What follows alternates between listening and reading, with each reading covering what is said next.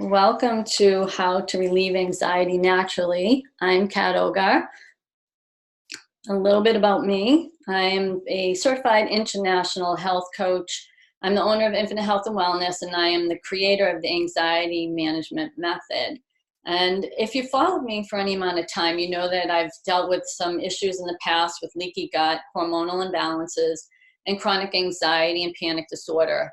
And those things are all interrelated. It's not like you have one and you don't have the other. They're all this. It's mind, body, spirit. So you don't separate them in holistic therapies. So I've been able to help myself out and get better using the 6 pillars of health. And I'm actually going to add that as a slide towards the end of the presentation, so you can get an idea of what I've been doing. But tonight we're talking about anxiety, and what is that exactly? It's our response to stress, and we're all stressed. And on any given day, we can probably handle that pretty easily. But when it starts to pile on and pile on and pile on, then all of a sudden it's unmanageable. And sometimes it's because we don't say no, or we're not getting the right amount of sleep, or we're not eating well. And they all tend to start to accumulate and create this feeling of unrest. And sometimes we even wake up and we feel like, we don't even know why we feel apprehensive. So what we're going to do tonight is give you some tools so that you can use them in order to make sure that you have something in your toolkit in order to feel better and not always be so stressed out all the time. And I want to kind of point out to this third bullet point here. Anxiety happens when we take ourselves out of the present moment. So if we're not being present, which is super hard given today's lifestyles, how busy they are, then we're either thinking about the future, and usually that's worrying about it, which is, we all know there's not a lot we can do about it. And biologically, we're not even equipped to deal with that realm. We're only equipped to deal with what's happening in the here and now. So maybe that'll give you some comfort to know that it doesn't make a whole lot of sense to be projecting forward fears. The other way that we can feel anxious is if we've had an unpleasant event happen with someone, maybe someone we know, work with, care about, and then we replay it over in our head 1,000 times. And then if you stop and think about it, you're never going to have that conversation. So try and be present, and we'll talk about a few ways to do that as we move on through the presentation. So tools that we'll be covering tonight are acupressure, that's self-acupressure, self-administered, essential oils, meditation, Bach Flower Essences, and again, as I mentioned, the 6 pillars of health. And I do like this cute little graphic that talks about clearing our mind, hitting the reset button. And actually, that's exactly what all of these things can help us do. So we're going to clear our cache and hit the reset. So I'm going to start with acupressure because it's really easy to use. It's 3,000 years old. It's the same principles as acupuncture, but clearly this is going to be a lot easier to administer on yourself than going to get the needles, which I wouldn't recommend if you're not trained. So I'm going to go over 3 specific points that you can use to alleviate stress, anxiety, and really lower a panic disorder, a panic attack. The first one is called pericardium 6. It's PC6 for short. These points they do have Chinese names, but they're really tough to remember, so we use the American version. And if you look at the picture, number 1, the measurement, you'll see 3 fingers. So one of those fingers starts at the wrist crease, and that's typically the ring finger on the opposite. And then the pointer finger is actually where the point is. So that's just the first 3 fingers on the left where it says measures to measure. And the reason we do that is because we all have different sized bodies. So we want to make sure that we're finding the measurement that's correct for us.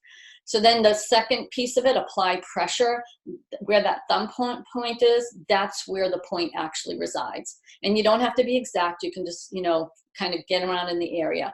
And this is the number 1 point for calming the spirit. So it kind of calms us down.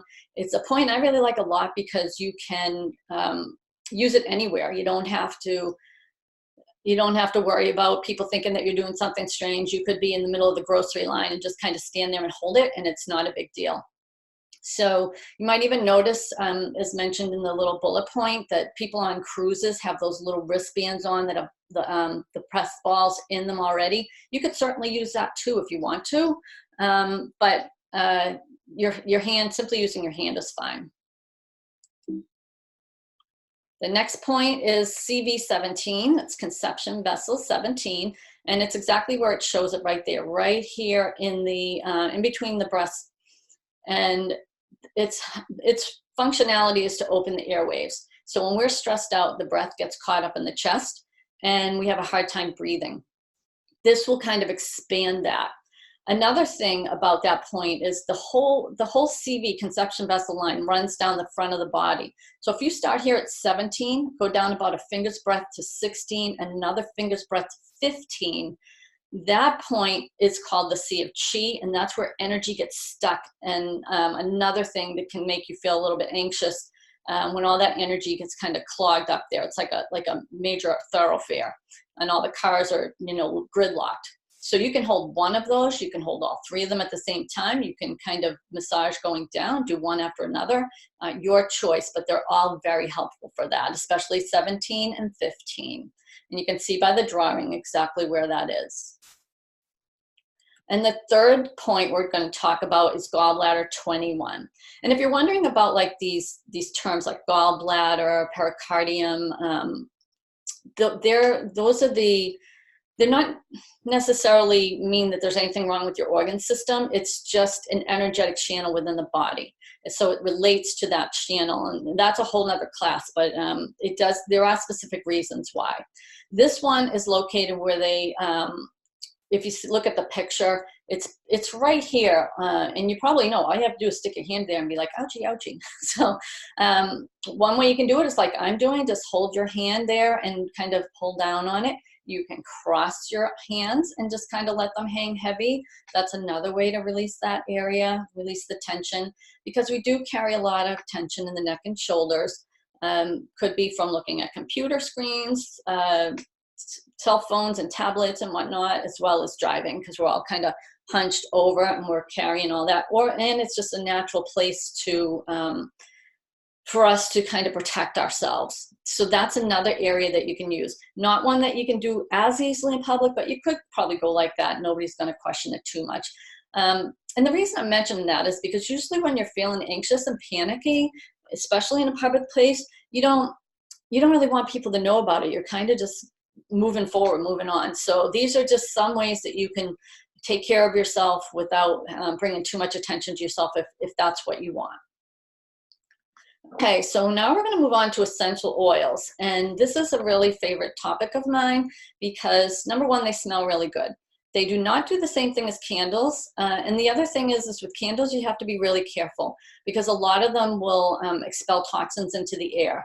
We've got enough of that with being out on the street and, you know, cars going by and whatnot, environmental toxins. So we don't want to bring them into the home. So essential oils are a great way to get around that and have something that smells nice in your house as well as has health-promoting properties. They've been around for thousands of years. They predate Christianity, so that tells you they're pretty old.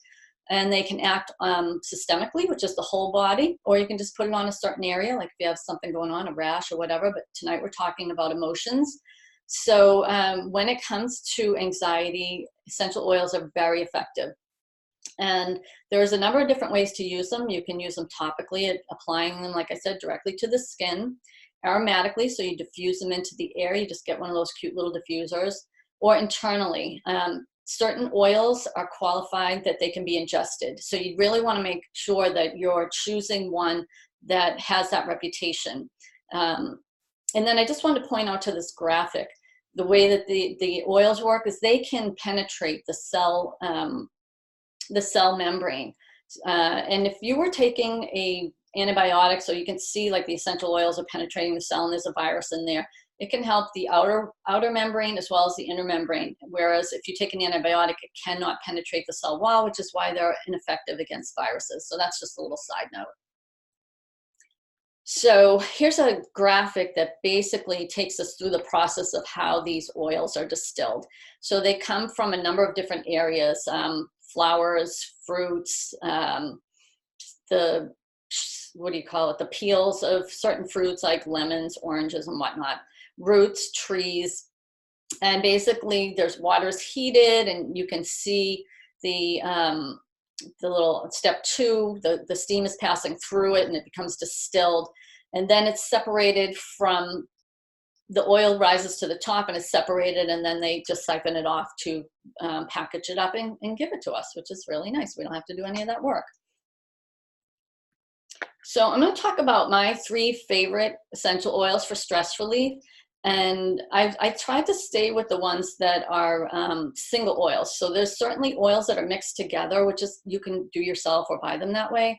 But I wanted to give you ones that would be easy to find.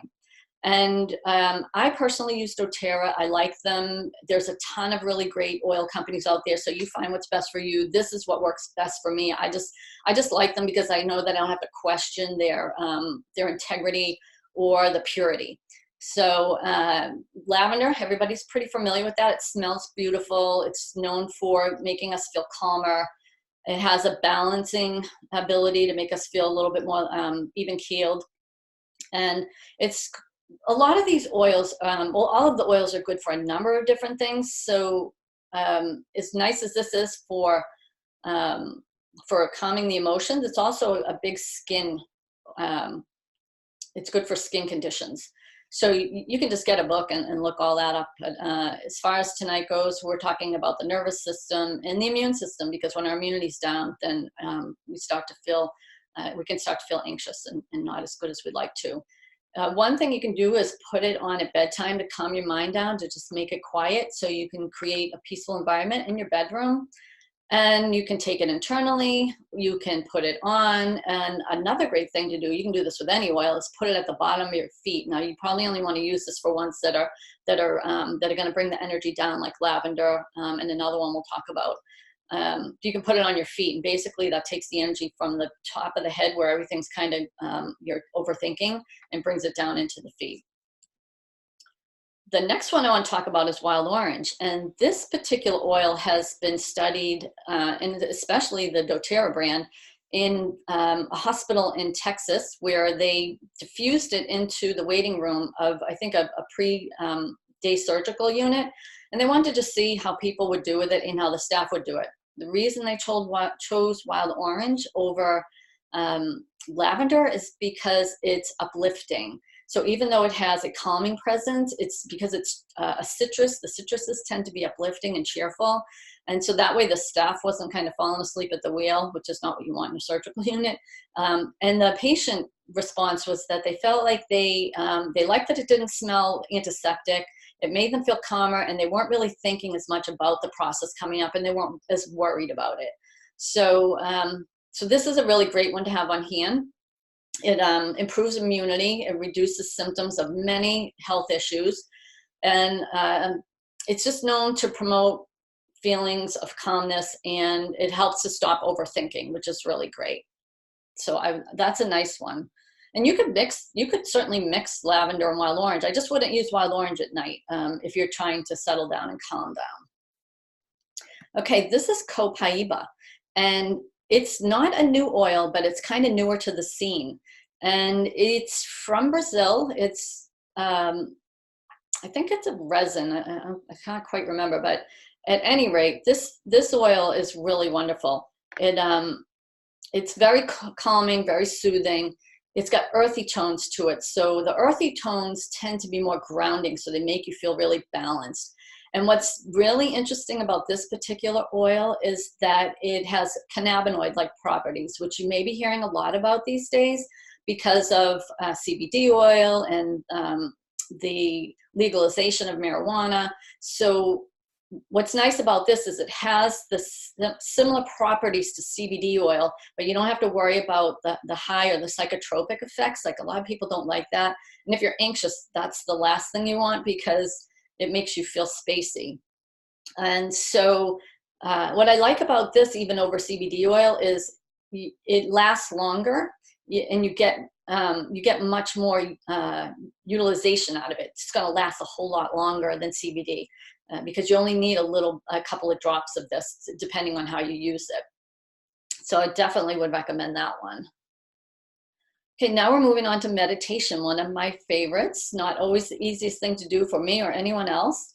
And what meditation does is it stops the incessant chatter in the mind, known as the monkey mind. And it's a reset button. So again, getting back to that cute graphic at the beginning, like rebooting the system, it's a reboot to the system. What it does, when we're stressed out, our sympathetic nervous system kicks in. So that's fight or flight. And so then we're kind of running around, or if we're not running around, then the anxiety just tends to build like a powder keg. What meditation does, even if it's just for a few minutes, like 1 minute, 2 minutes, it doesn't have to be long. It activates the parasympathetic nervous system, which really calms us down, slows things down, helps us control our breathing. And we're going to actually go through a really brief meditation just so you can get a feel for it. So there's a lot of different ways to meditate. There's guided, moving. The guided you can get right on your phone. You could download an app. I like Relax with Andrew Johnson. That's one of my favorites. I've been using it for over 10 years. I recommend it to my clients all the time, and they love it. Moving, so you might be out on a nature walk, and you can just, look at things and really take that in and be present. Moving can also be unloading the dishwasher and just saying, like, no, I'm putting a dish up here. Very simple. You can do it anything at any point, any point during the day, to just kind of bring yourself back to a grounded position. Breath awareness, just tuning into the breathing. Mindfulness, body scan, so starting at the feet and just checking in, like, what does that feel like, and moving on up till you get up to the head. That's really nice and relaxing. And there's tons more. So feel free to explore that if that's something that interests you. But tonight I wanted to focus on Dr. Herbert Benson's The Relaxation Response. I actually saw him speak. He does a lot of work around here at Harvard and at Mass General. He's the mind-body expert at those two hospitals, and he's trying to have an East meets West mentality where it's by body, mind, and spirit, and bring that into the methods of healing at the hospitals. And he studied transcendental meditation when he was a new doctor, when he had just gotten out of medical school.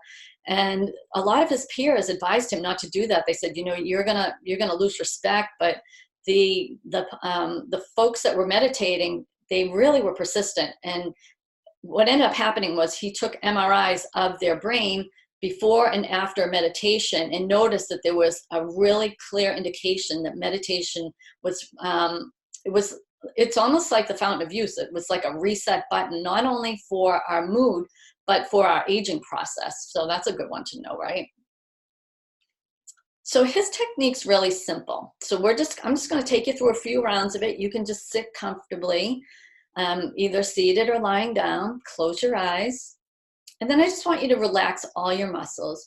You can even do like the moving one that I mentioned, beginning at your feet and just progressing up the body, up the chest, the arms, the neck, the head.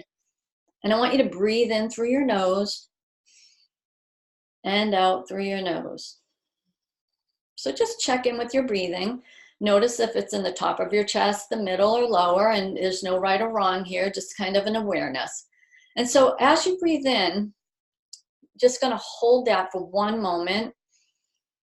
Breathe out and say the word one silently to yourself. So I'm going to take us through a few rounds of that so you can kind of just experience it. So breathing in, pause, exhale, one. Breathe in, pause, exhale, one. Breathe in, hold it, exhale, one. Another round, breathe in, pause for a moment, breathe out, 1. And when you're ready, you can open your eyes up and come back to the presentation. So you can see how easy that is. And it's very calming. You just go slow. That's meditation. And if you decide to do that for any amount of time, like a few minutes, whatever it is, don't worry if thoughts come into your head. They're going to. The idea is the awareness is what's important, because that brings you into the present. So even if I'm thinking like, oh my gosh, the dog is at the door and he's trying to get in while I'm doing this presentation, I'm not really projecting forward to that. It's happening and I'm aware of it. Like, okay, I'm aware of that and I'll let it go. So it's really that simple and that complicated. So, just do your best you can. And the more frequently you do it, the easier it is to get into that state. So I encourage you to try it whenever you can. You could even do it in the car. Just obviously don't close your eyes. And then we're going to talk about Bach Flower Essences. I really like these too. They're kind of an offshoot to homeopathy, and they were discovered by Dr. Edward Bach around, I think, like the early 1900s. And he was a British physician, a surgeon, and a bacteriologist. So no lightweight in the medical community, as you can see. And what he realized was that if he took flower petals and he put them in water, and like in a mug of water, and put them out in the sun and left them there for a couple of hours and allowed the petals to wilt. And then he would remove the petals. And what he had discovered was the energy that came from the petals impregnated the water. And so he was able to determine that certain flowers created healing properties for different mental, emotional states. So he came up with 38 different flower remedies. There's a lot more now, but the key major ones that he had studied extensively and were proven over and over again, 38 of them. And he put them under 7 different headings. And you can see here in the slide: fear, uncertainty, insufficient interest in present circumstances, so meaning kind of checked out, like you're lethargic or like mentally dull, loneliness, oversensitivity to the influence and ideas of the world or others, depression, despondency, feeling like you're in a state of despair, and over-caring for the welfare of others. So we worry a lot about the people we care about, right? So these were his topics. Now, you can certainly try all the different ones to see, maybe take a test to see which ones fit. Or what he did do, which is really helpful for us, is he created one called Rescue Remedy. And that was a mix of 5 different flowers that would handle a crisis. What he thought was, if I'm in a crisis, if someone's in a crisis situation, let's give them something quickly. So you can see the picture here. You've probably seen it before in the stores. This stuff is legit. You don't have to worry like, oh my goodness, is this like nonsense? No, this stuff has been around since, the 1900s, early 1900s. So you can take this. It comes in a variety of different ways. It comes in little pastilles, a dropper, spray. They even have it for pets. So it helps to relax. It promotes focus, so your mind's not whirling, twirling around. Makes us feel calm, and it's really good for, like I said, acute situations. Something, if you've got to give a workshop or a talk, and you feel a little bit anxious about doing that, and who doesn't have that experience, or an interview, or your first day of school, or something new that you're doing. Great for stuff like that.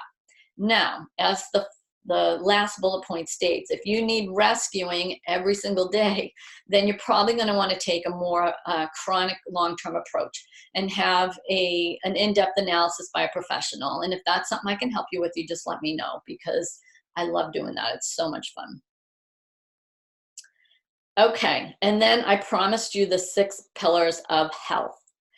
So we have water, sleep, healthy food, movement, creativity, and spirituality. These are the things that when they're in balance, and there's probably others, but this is just a place to start. When these things start to come into balance, then you're going to feel a whole lot less anxiety. And I'm going to explain a little bit about each one as we go through. So water. The reason why water is so important is because when we're dehydrated, number 1, we eat more, and it's usually stress eating. And number 2, it spikes blood sugar. So blood sugar is going up and down, and that makes us feel stressed out. So if we drink more water, we're less likely for that to happen. Sleep. This should actually be number one, but for today, it's number two. Sleep is critical. And if you listen to health experts, and I've listened to a ton of them over the years, whenever you ask them, what's the number one thing that anyone can do to feel better? They always say sleep would be their first choice. And the reason being is that if you get a good night's sleep, and that is typically between 10 p.m., 6 a.m., those are the ideal hours. Unless you're on the night shift, I guess you're going to have to figure out what works best for you. But 10 p.m. to 6 a.m., 8 hours, if you can get it, more if you need it, then you're going to feel like an entirely different person. I'm not even kidding, because as someone who suffered with anxiety, well, besides anxiety, insomnia for like 6 months, we're talking maybe 1 to 2 hours of sleep a night. It was just incredibly anxiety provoking. I am covetous of my sleep. The minute I feel like I'm gonna, I call it hit the wall. That's what I tell my husband. I'm like, I'm about to hit the wall. I'm out of there. I'm going to bed. I don't care what time it is. I usually can try to resist it till 9 o'clock, but if I'm that tired, I'm going. And it makes a huge difference. If you got 3 to 4 nights in a row, you would see exactly what I'm talking about. It's incredible. So do the best that you can, and try that one out if it appeals to you. The next one, number 3, is healthy food, which I think most people know. The healthier you eat, the better you feel. There are certain foods that trigger anxiety, and oh yeah, so that's the other thing with sleep. If you're not sleeping and you end up with chronic insomnia, or you're just not sleeping, you're going to feel anxious. Your body needs the rest because it heals while we're sleeping. And at some point, I'll probably do a talk on the different benefits of sleep and the sleep cycles and what they each stand for. But take it from me, body heals when it's resting or sleeping. So back to healthy food. If you can just avoid excessive caffeination, white sugar, anything white flour, try and eliminate those things, because all they do is they exacerbate the digestive system. And that's where a lot of our neurotransmitters happen to live. And when they're not happy, they send signals to the brain saying, something's wrong. So, that pit of your stomach feeling you get when things aren't quite right, that's part of it. Part of it's, could be an intuitive response, but it also could be a food-driven response. So just be mindful of what you're eating. And no caffeine. I would say not after like 11 o'clock in the morning or 12 o'clock. Try to avoid that afternoon coffee. Switch to green tea, or find something to do if you can in your work schedule that doesn't require a whole lot of energy. Something for that lull period. The next one, number 4, is movement. And I say movement instead of exercise because people hate the word exercise. I don't really like to exercise myself. And FSA means fun, sweaty activity. So it has to be fun or you're not going to do it. For me, I walk the dog. I walk my dog. You've probably seen pictures of them on my different Facebook pages. We walk for about 20 minutes to 25 minutes in the morning. That's it. But I do it 7 days a week. I get it out of the way right off the bat. He likes it. I need it. And it's a good way to start the day. I even do it like when the clocks change and it's dark out and all that. We're on top of it. We're doing it. So consistency is key. But if you like to do something else like dancing, you could dance around your kitchen while you're getting ready in the morning. Or if you have a rebounder, like one of those mini trampolines, you could do that for 5 or 10 minutes. Or if you like going to the gym, go to the gym. Whatever works for you is what's best for you. Seriously. I mean, if you don't like it, don't do it. That's what I say. The other thing that I like to do is yoga. That's a really mindful practice. So it kind of includes some of that meditative qualities to it. So you get two bangs for your buck there. And the last 2, creativity and spirituality, are really critical to health. Because I think as we grow up, we feel like we have to take on all these grown-up activities. And so all the things that we used to love to do, whatever it is, maybe it's painting, maybe it's cooking, sewing, anything can be creative, like creating a new recipe. I don't know, the sky's the limit on that. So if you had something that you used to love to do and you put it aside, pick it back up again, because it's going to make a huge difference.